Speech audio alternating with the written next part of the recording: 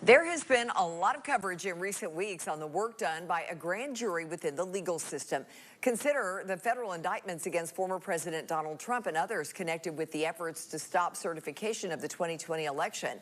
Grand juries are at work all the time here in our communities. WATE 6 on your side legal analyst Greg Isaacs joins us now to look into the role of the grand jury in our justice system. Greg, thank you so much for being here. Lori, it's good to be here. Let's talk about this first. How is a grand jury different from the more familiar sort, the trial jury?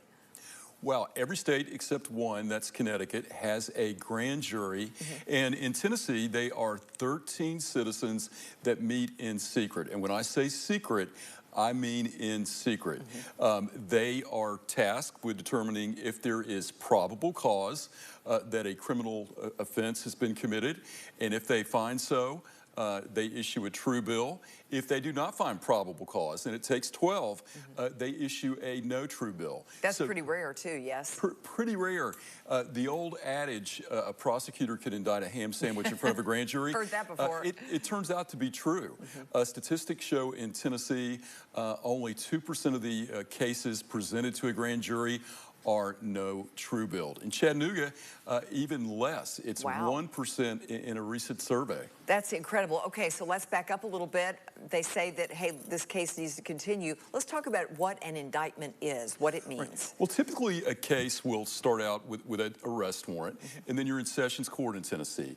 That's a lower court to determine if there's probable cause you committed the offense you're charged with, kind of like tipping the scales of justice 51 to 49. If the judge finds probable cause, you go to the grand jury, and immediately the warrants, the paperwork are all sealed. The public has no access. So you can't go, you the media, I can't go as the lawyer, and they hear the case.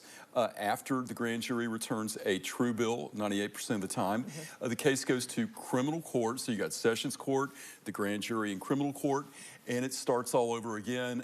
Criminal court's a court of record where you can file written motions, have hearings, but the grand jury is a very important function. And you know, we've talked about the top secret, the mysterious, if you will, nature. You hear a case goes to the grand jury, ooh, because you're right, we don't hear anything, and there's a reason for that.